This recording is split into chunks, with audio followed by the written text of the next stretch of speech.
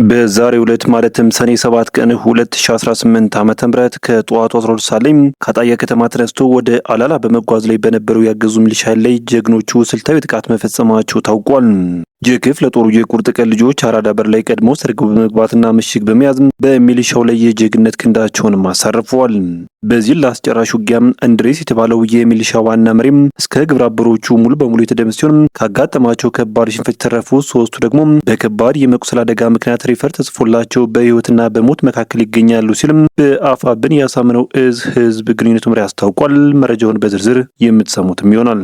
በጎንደር ቀጠና ማዕከላዊ ጎንደር ታች አርማጭሆ ወረዳ ከሳንጃ ከተማ አቅራቢያ በምትገኘው ፈንዲቃ በምትባል አነስተኛ ከተማ ፋኖ ኃይሎች በወሰዱት ድንገተኛ ጥቃት ጊዜያዊ የሚሊሻና የአድማ በተና ካምፕን ሙሉ በሙሉ አቃጥለው ከተማዋን መቆጣጠራቸው ተሰምተዋል። በጎጃም ቀጠናም እንዲሁ ውጊያዎች መካሄዳቸውን ቀጥለዋል። መረጃዎችን በስፋት ታደምጣላችሁ። ሰላም ጤና ይስጥልን። የተከበራችሁ የሚዲያችን አድማጭ ተመልካቾች አብራችሁ እስቆዩ እነዚህና ሌሎች መረጃዎችን በዝርዝር የምታደምጡም ይሆናል። እናንተም ቻናሉን ሰብስክራይብ፣ ቪዲዮ ላይክ እና ሼር በማድረግ እስከ ፕሮግራማችን ፍጻሜ አብራችሁን ቆዩ። በአማራ ምድር በአገዛዙ ጦርና በፋኖች መካከል የሚደረገው ውጊያም አሁንም ተባብሶ ሲቀጥልም በሸዋ ጠቅላይ ግዛት ምንጃርና ከራዩ አውራጃ ነበልባል ክፍለ ጦር ድል መቀዳጀታቸውም ታውቋል። በአፋብን ሸዋ ጠቅላይ ግዛት አሳምነው እዝ ከሰም ሁለተኛ ኮር ነበልባል ክፍለ ጦር የብልጽግናውን ጥምር ጦር እንደ ቅጠል ሲያራግፈው ውሏልም ነው የተባለው። ሁለት የነበልባል ክፍለ ጦር ሻለቆች ሳተፉበት ውጊያ ማለትም መብረቅ ሻለቃና መቶ አለቃ በው ሻለቃ ፋኖች በጥምረት ባደረጉት ገድል የብልጽግናውን ሰራዊት ትናንት ከቀኑ 6 ሰዓት እስከ ማታ 9 ሰዓት ከ45 ሰዓት በነበረው ፊልም ፋኖቹ መብረቃዊ ክንዳቸውን በመሰንዘር እንደ ሳት ሲለበልቡት አምሽተዋል። መነሻውን ከባልጫ አድርጎ ወደ ኢራቡንቲ ቀበሌ ያቀናውን የሪፐብሊካን ጥበቃ 5ኛ ክፍለ ጦርና በስሩ በጥቅማ ጥቅም የሰበሰባቸውን ወዳደር ሚሊሻዎች እንዲሁም አዲስ ተጨማሪ ሰራዊት በመያዝ ኢራቡንቲ ቀበሌን እቆጣጠራለሁ ብሎ በመንጋ ቢመጣም በበገሪዎቹ በነበልባል ክፍለ ጦር ተመክቶ ወደ መጣበት እንዲመለስም ተደርጓል። የኃይል ብልጫ የተወሰደበት ያገዙ ኃይል ከ15 በላይ እንደተገደለበትና ቁጥር በውል ያልታወቀ ቁስለኛ በአምቡላንስ ከ4 ጊዜ በላይ ጭኖን እንዳመላለስና የሞተበትን ኃይል በአካባቢ ማህበረሰብን በማስገደድ ለሕክምና የምታመላልሰው አምቡላንስ ደርሳ እስክትመለስ 15ቱን ሬሳም እንዲቀብሩለት ማስገደዱም የውስጥ መረጃ ምንጮቻችን አሳውቀዋል።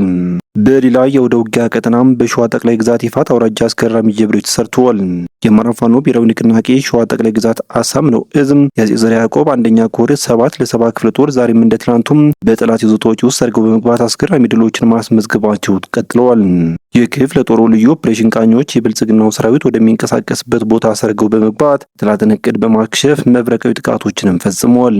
የሰርጎ ገብ ውጊያ ስምሪቱ ሰኔ 5 ቀን 2018 ዓ.ም ከሌሊቱ 5 ሰዓት ላይ ከአጣዬ ተነስቶ ወደ በርግቢ አቅጣጫ እየገሰገሰ በነበረው ያገዙ መከላከያ ሰራዊት ላይ የ7 ለ7 ክፍለ ጦር ጀግኖች ሰኔ 6 ቀን 2018 ዓ.ም በበርግቢ ቀበሌና በይመልዋ መካከል ላይ አድፍተው በመጠበቅ ከባድ ድንገተኛ ጥቃትን ፈጽመዋል።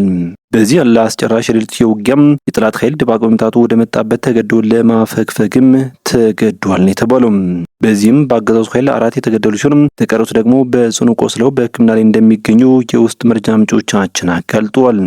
ይህ የድል ጉዞ ሳይቋረጥ በማግስቱ ማለትም በዛሬው ዕለት ሰኔ 7 ቀን 2018 ዓ.ም ከጠዋቱ 12 ሰዓት ላይ ከአጣዬ ከተማ ተነስቶ ወደ አላላ በመጓዝ ላይ በነበረው የሚሊሻ ላይ ሌላ ስልታዊ ጥቃትን ተፈጽሟል።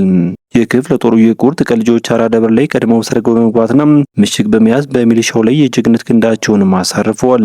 በዚህ ለአስጨራሽ ውጊያ እንድሪስ የተባለው የአገዛዙ ሚሊሻ መሪም እስከ ግብረ አበሮቹ ሙሉ በሙሉ የተደመሰሱ ሲሆን ካጋጠማቸው ከባድ ሽንፈት የተረፉ ሶስቱ ደግሞ በከባድ የመቁሰል አደጋ ምክንያት ሪፈር ተጽፎላቸው በህይወትና በሞት መካከል ይገኛሉ ሲልም በአፋብን ያሳምነው እዝ ህዝብ ግንኙነት መምሪያ አስታውቋል። በሌላ መረጃችን በጎንደር ቀጠና ማዕከላዊ ጎንደር ታች አርማጭሆ ወረዳ ከሳንጃ ከተማ አቅራቢያ በምትገኘው ፈንዲቃ በምትባል አነስተኛ ከተማ የፋኖ ኃይሎች በወሰዱት ድንገተኛ ጥቃት ጊዜያዊ የሚሊሻና የአድማ በተና ካምፕን ሙሉ በሙሉ አቃጥለው ከተማዋን መቆጣጠራቸው ተረጋግጧል። በዚህ ጥቃት ጉዳት የደረሰባቸው ያገዙ ኃይሎች ወደ ሳንጃ የሸሹ ሲሆን በየሸሹበት አካባቢ ግን በንጹሃን እናቶችና ህጻናት ላይ ጭምር ድብደባና እስራት እንዲሁም የንብረት ማውደም እየፈጸሙ መሆኑም ተነግሯል። በተመሳሳይ በሸዋ ቀጠናዎችም በሀገረ ማርያምና ንፋስ አምባ በተባሉ አካባቢዎች በአሁኑ ሰዓትም ውጊያዎች የተደረጉ መሆናቸው ታውቋል። በሌላ በኩል የፋኖ ውጊያ የተጠናከረ መምጣቱና ህወሓትም ውጊያ ሊከፍት መቃረቡን ተከትሎ የመከላከያም የሕክምና ባለሙያዎች በተጠንቀቅ እንዲቆሙ መመሪያ መተላለፉን የውስጥ መረጃ ምንጮች ገለጹ።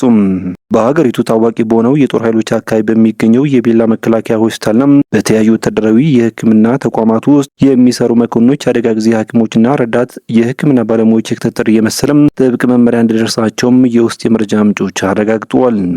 ከተላለፈው መመሪያ መረዳት እንደተቻለውም እነዚህ ወታደራዊ የሕክምና ባለሙያዎች ማንኛውንም መደበኛ የከተማው ስራቸውን አቁመው ወደ ተለያዩ የጦር ግንባሮች በፍጥነት ለመንቀሳቀስ የሚያስችላቸውን የትጥቅ የስንቅና የሕክምና ቁሳቁስ ዝግጅት በአስቸኳይ እንዲያጠናቅቁም ተገድደዋል። ይህው ትዕዛዝ ባለሙያዎቹ በማንኛውም ሰዓትና ደቂቃ ወደሚሰጣቸው ወታደራዊ ግዳጅ ለመሰማራት በተጠንቀቅ እንዲቆሙ የሚያስገድድ ሲሆን ይህም በሀገሪቱ ከፍተኛ የሆነ አዲስ ወታደራዊ ጦርነት ወይም መጠነ ሰፊ የጦርነት ዝግጅት መጀመሩን የሚያመላክት ክስተት ሆኖም ተመዝግቧል። የተወደዳችሁ ቤተሰቦች ለሰዓቱ የነበሩና አጫጭር መረጃዎች እነኝን ይመስሉ ነበር። በቀጣይ በሌሎች ዜናዎች እንዲሁም ጥቆማ እስከምንገናኝ በያላችሁበት በሰላም ቆዩኝ።